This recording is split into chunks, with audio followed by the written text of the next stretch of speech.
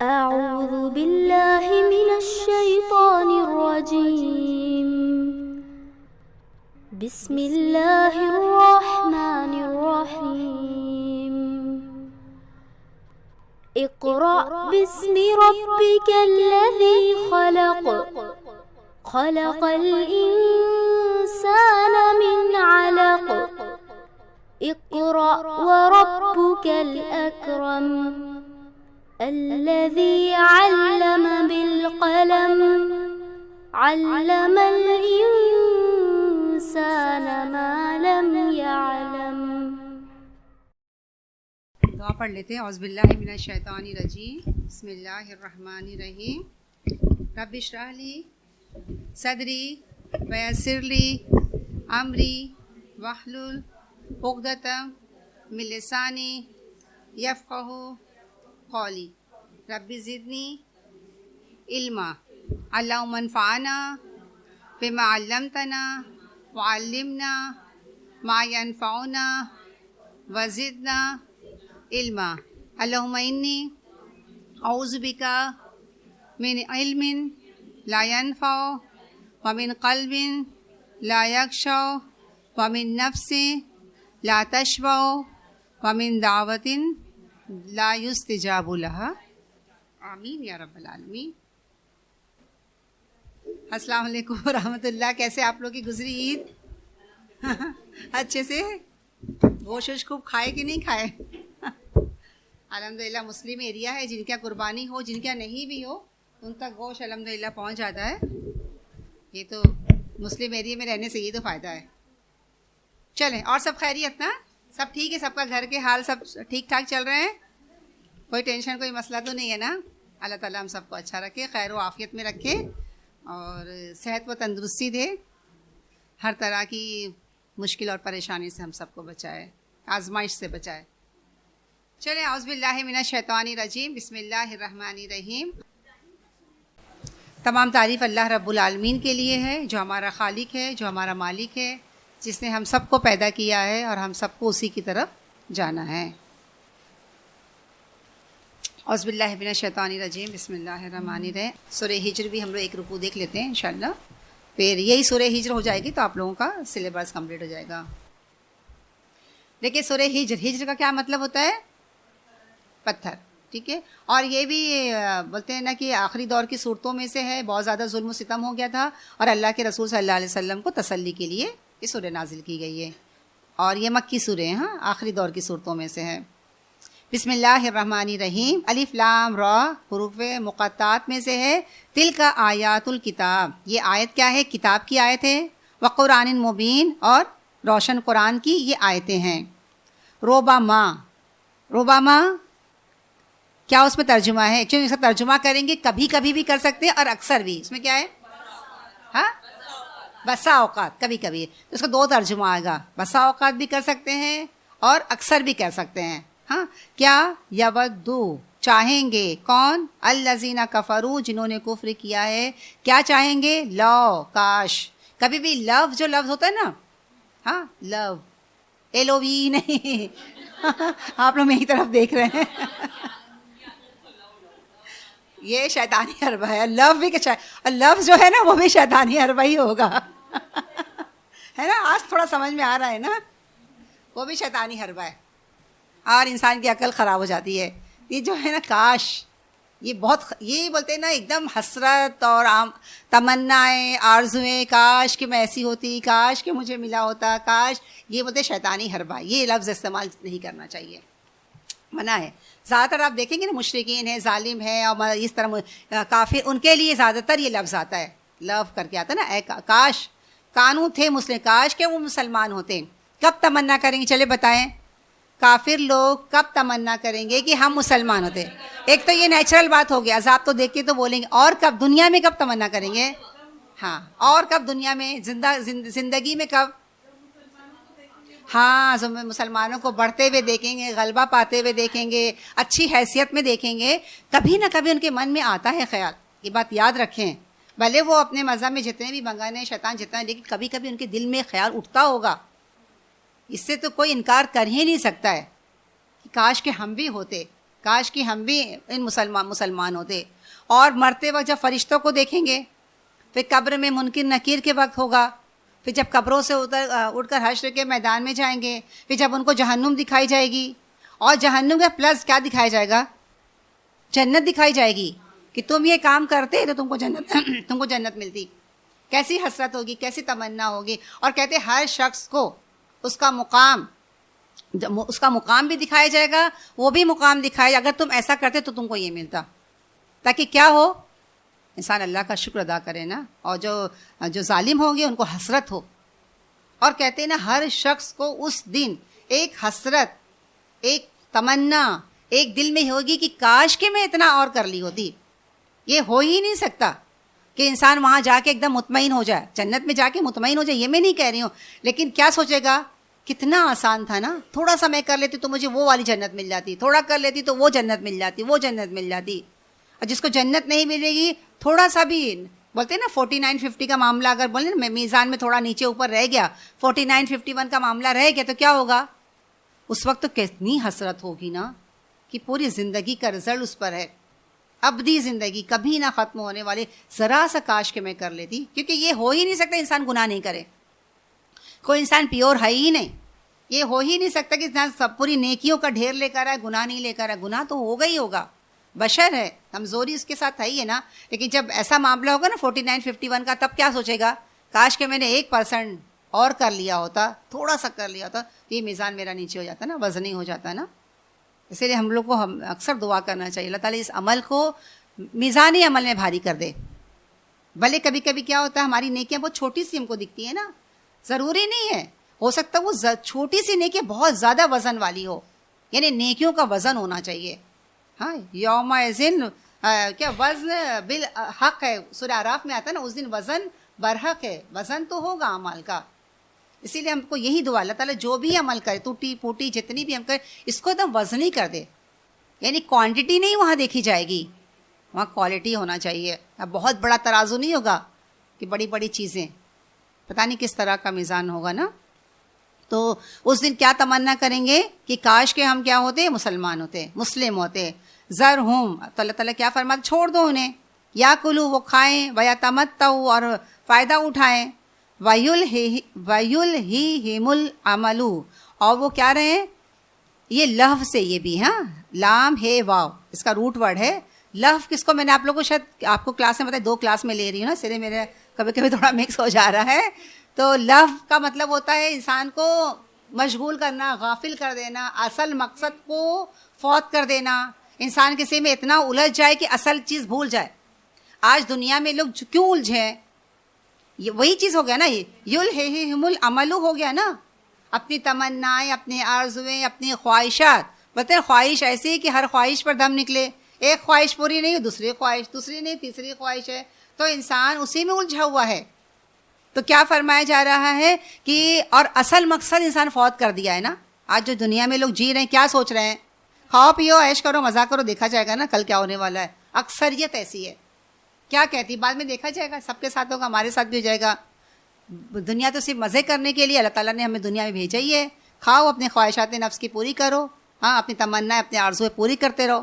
تو کیا فرمایا، تو یہ مطلب نہیں ہے کہ چھوڑ دو، ان کو نصیحت مت کرو، ان کو تنبیہ نہیں کرو، ایسا مطلب نہیں ہے.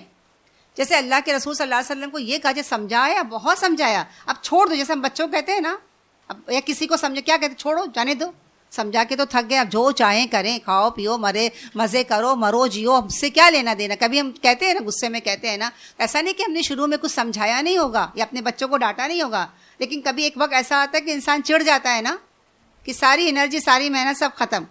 تو کیا اور اللہ کے رسول تو اپنی بولتے نا، فلا اللہ کا باخع نفس کا، اپنے آپ کو ہلاک کر رہے تھے. آپ کو تو جنت جہنم دکھا دیا گیا تھا نا. تو کیسا رہا ہوگا، کیسے میں لوگوں کو صحیح کر دوں، پکڑ پکڑ کے کھینچ رہے ہیں کہ لوگ ہے نا آگ میں نہ گریں، اور لوگ ہیں کہ آگ میں گرے جا رہے ہیں. تو اللہ کے رسول کیا، چھوڑو، کھانے پینے دو، فائدہ اٹھانے دو، جو کرنا ہے کرنے دو. پھر کیا فرمایا جائے، فسوف یعلمون، کیا مطلب ہوا، کیا جان لیں گے، کیا جان لیں گے عنقریب. ہاں عمل کا رزلٹ معلوم پڑ جائے گا نا، جو تم پیپر میں لکھو گے وہی رزلٹ ملنے والا ہے نا.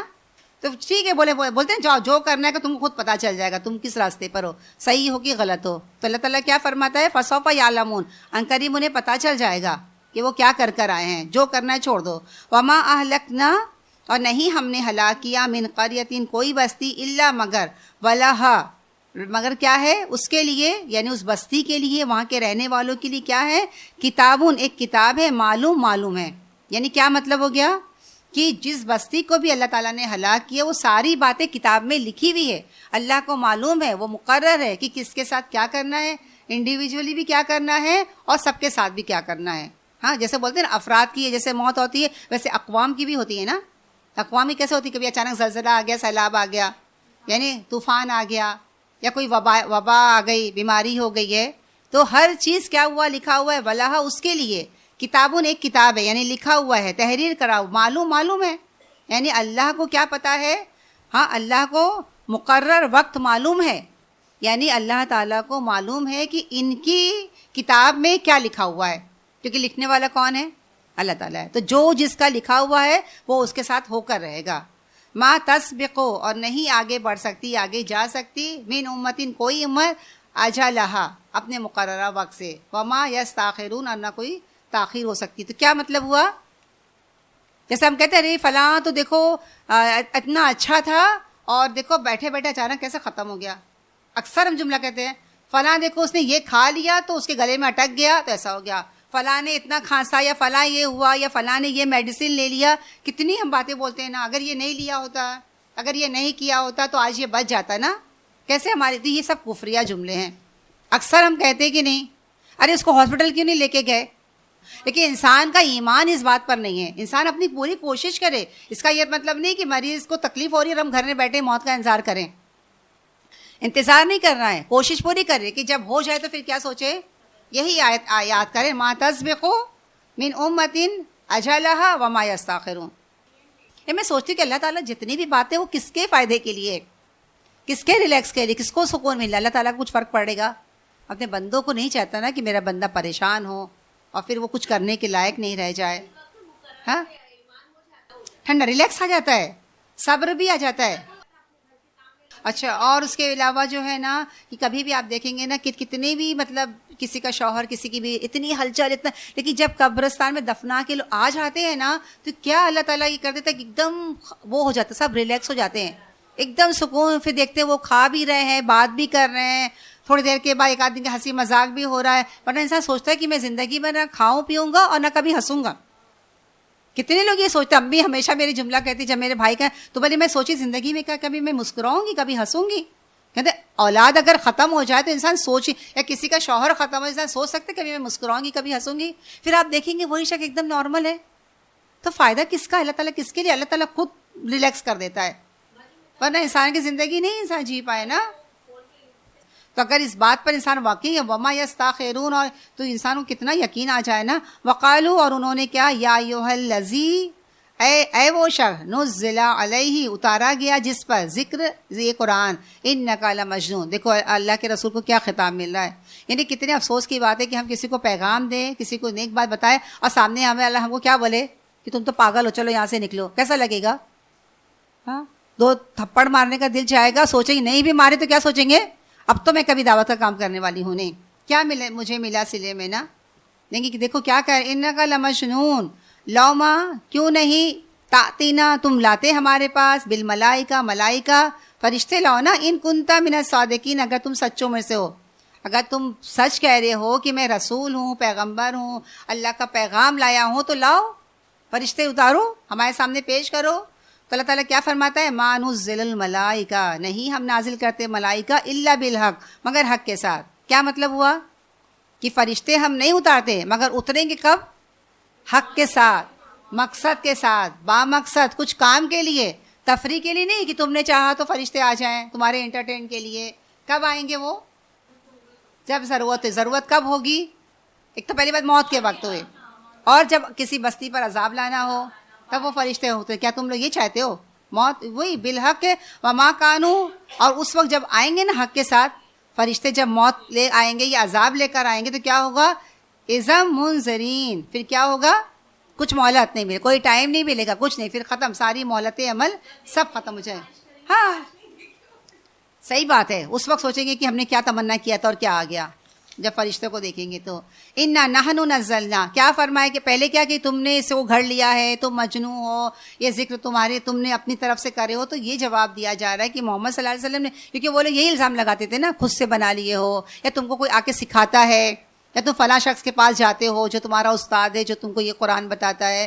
تو کیا فرمایا جا رہا ہے، اللہ تعالیٰ کیا کہ انا نحن، اس کو انڈر لائن کرنے بہت امپورٹنٹ یہ آیت ہے اور یاد بھی کر لیں اس آیت کو. انا نحن نزلنا ذکرا، انا دیکھو آیا پہلے آپ غور کر، انا بے شک، نحن ہم، نزلنا پھر نون آیا ہم نے ہی، ذکر و انا پھر بے شک ہم، لہو لحافظ. کتنی دفعہ آیا ہے انا نا، یعنی بے شک ہم ہی نے، ہمارے علاوہ کوئی ہو ہی نہیں سکتا ہے. اتنی دفعہ آنے کی ضرورت نہیں تھی، 2 دفعہ انا، 1 دفعہ نحنو آیا ہے، 1 دفعہ نزلنا آیا ہے. انزلنا بھی ایسا، نزلنا ہم نے ہی، بے شک ہم ہی نے اس کو نازل کیا ہے.